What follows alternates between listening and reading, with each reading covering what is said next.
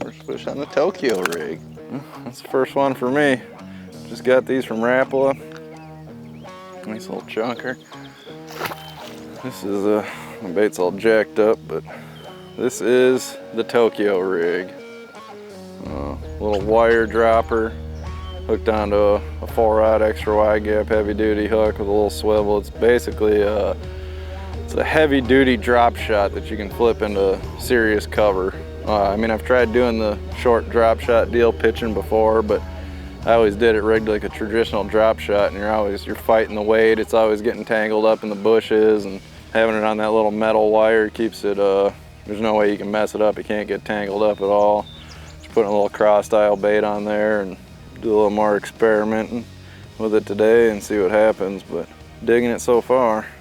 And it's gonna work really well in you know, heavy pressure situations or anytime the fish aren't biting. You can flip it everywhere you'd flip a Texas rig. I mean, you could even punch with this deal. It just gives you a lot different presentation. You know, it's more of that drop shot presentation where you can leave your bait in one spot and just kind of shake it and get a lot of free action out of the bait. The bait's not really held down by the weight. It kind of stays up suspended above the bottom, and that. And a lot of times when you're flipping, you're not always on super hard bottom. You know, you'll be fishing some silted stuff or whatever. And when you have a pegged Texas rig, which you need to have a pegged weight when you're fishing around cover like this, you know, that'll pull your bait down into that mud, that silt or whatever. And with this setup, even if that sinker goes down, my bait's still exposed, still looks good to the fish. It's not buried down in the mud, and there's a lot different look. I'm really excited to use this year. I see a lot of places where it could be a major benefit. This is my go-to setup flipping.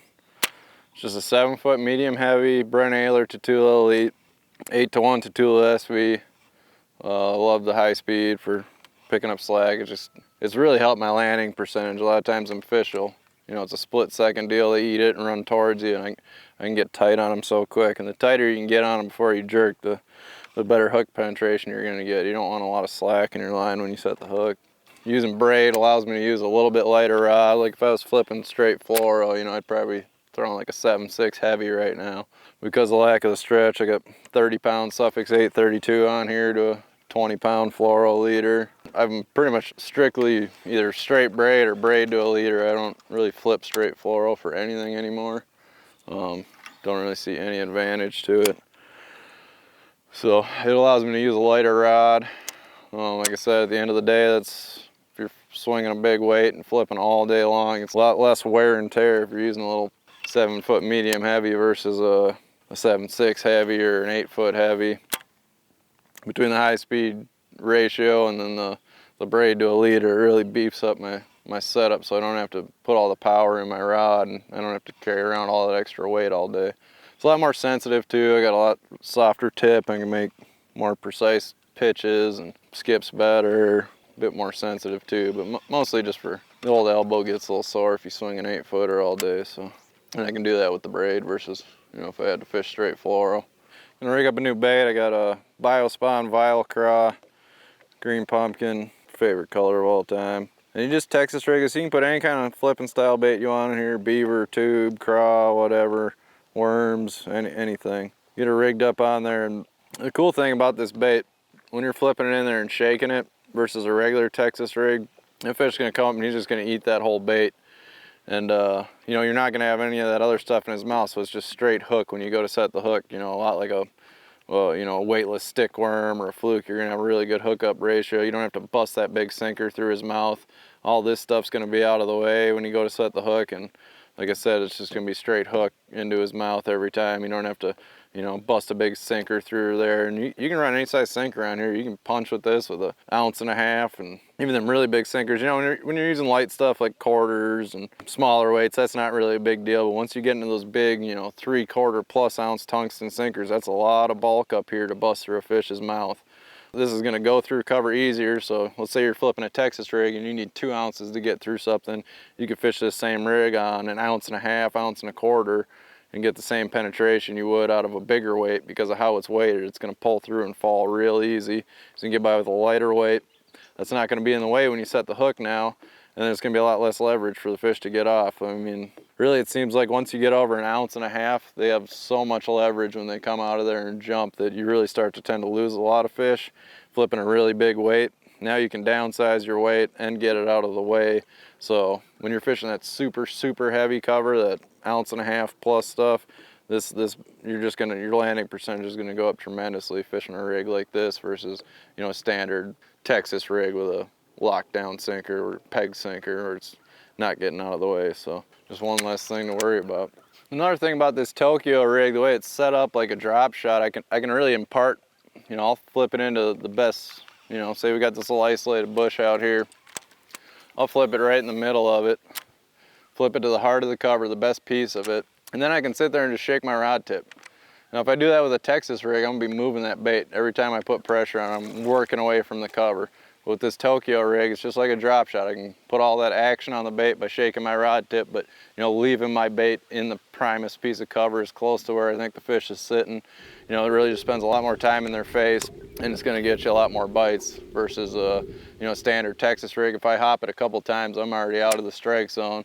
Where this rig, like I said, with it being real similar to a drop shot, I can just shake my rod in there and aggravate that fish into biting, or, you know, whatever it may be. If he wants to stare at it a little while before he eats it, be a lot different look for all the flipping baits, you know, especially on places that heavy pressure and the fish are seeing a lot of baits. They all do the same thing. They drop to the bottom, they hop a couple times, they're out of their face. And you know, if a fish wants to be picky or a little patient, he can sit and watch them baits go by him all day long. But with this rig, I can really put a lot of action on that bait without moving it a long way. So really pick up on those, you know, a little bit smarter fish that have seen a lot of baits by, you know, putting action on it and leaving it right in his face the whole time.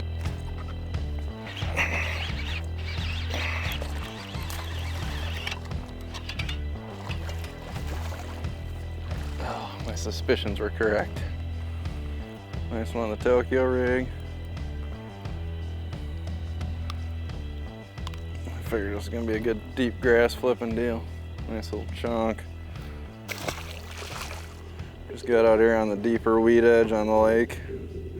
Been fishing shallow so far this morning, but the shallow fish is gonna be more steady, one here, one there, and these deep fish, it's gonna be a lot less areas with fish, but when you do find them, you're gonna find large concentrations of bass. So I figured this would work good out here, and so far so good.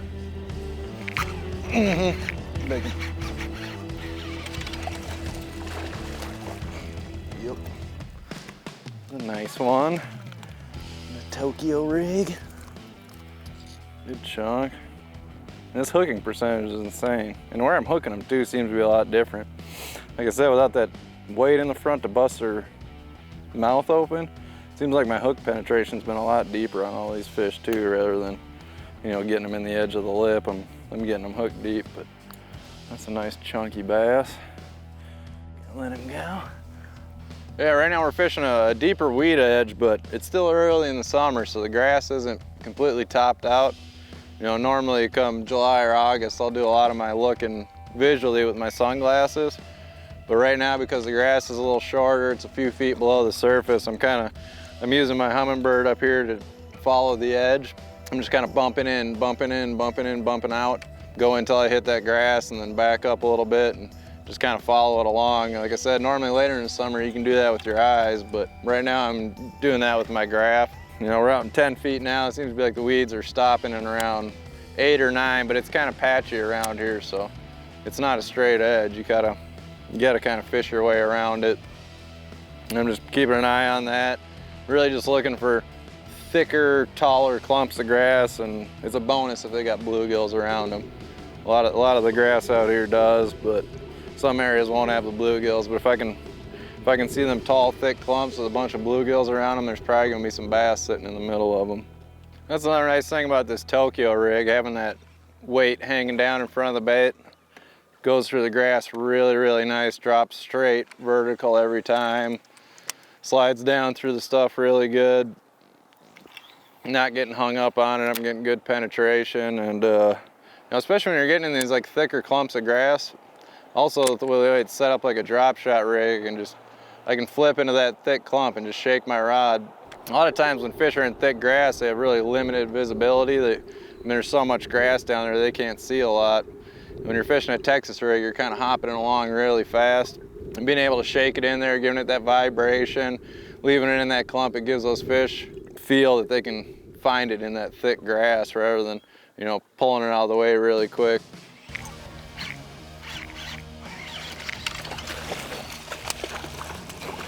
Another example like that, you know, if I had just a straight Texas rig, I'd have been out of that grass clump long before then. I left it in there just a little bit longer and just kept shaking it, and you know, he was able to find that Tokyo rig in the grass. But I mean, the penetration I'm getting on these fish is unbelievable. Everyone's hooked so deep. Like, you're not gonna lose fish ever that are hooked like that. Nice chunk.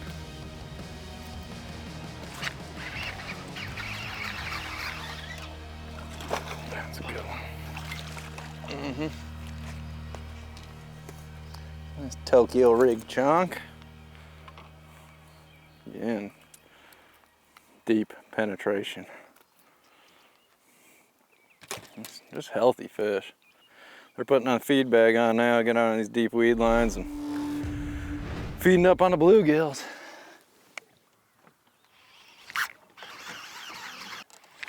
Yeah, they're hit big one too.